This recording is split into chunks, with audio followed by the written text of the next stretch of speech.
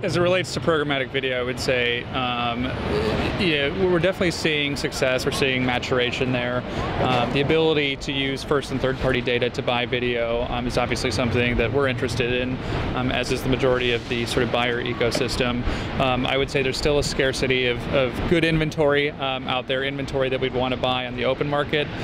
So our focus in programmatic video has largely been on more of the direct deal, kind of private marketplace side of things. I think there's been sort of an allergy to flat pricing as it pertains to programmatic or RTB, and from our vantage point, we don't necessarily care if it's a variable CPM model or if it's a flat pricing model. What we care about is performance and reaching the right audience economically, so open to any and all models. We look at everything in terms of what the objective of the campaign is.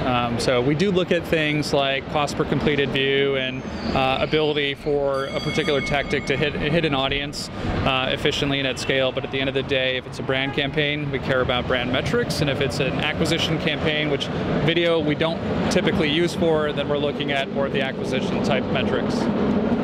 The marketing objectives for Netflix have evolved pretty significantly over the past year. I would say a year ago we were a pretty hardcore direct response sort of e-commerce marketer. At this point we're more of a global entertainment brand, so our marketing tends to focus more on marketing our content than it does kind of the low cost of service or the fact that we are basically anywhere and you can watch it anytime. I think there's no one model to rule them all, so I think folks like YouTube have one model, folks like iTunes have a model, and Netflix has another model, and I think consumers are accessing all of these platforms for different reasons, so anybody's guess where it'll go. Everything again starts with what are we trying to do, and at the end of the day for us it's two things. It's increase our brand equity and sort of member love, and it's drive acquisition over time, not necessarily in the next hour or 24 hours.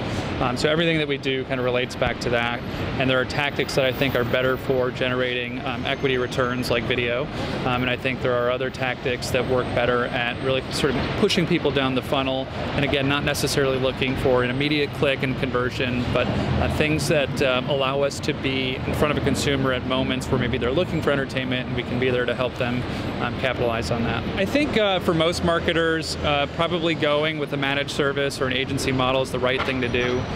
If there's one thing I've learned going to the client side, it's that you really you do need to make a commitment to not only hire a great marketing team, but also a great technology team and a great data science team. And I don't think there's an appetite at every marketer to do all three of those things.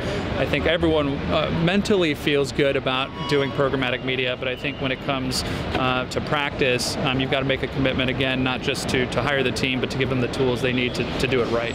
I think there's different levels of acceptance by publishers in particular, depending on the region, and I think that there's differences in ability to use data, right? So Europe, obviously, you have to be a little bit more careful about the type of data that you use. But on the sort of flip side of that, you have a publisher community in countries like the Netherlands, where my counterpart who manages Europe can actually talk to and basically go 100% all-in programmatic with. So again, you've got sort of that dichotomy of some challenges, but also some opportunities in Europe in particular.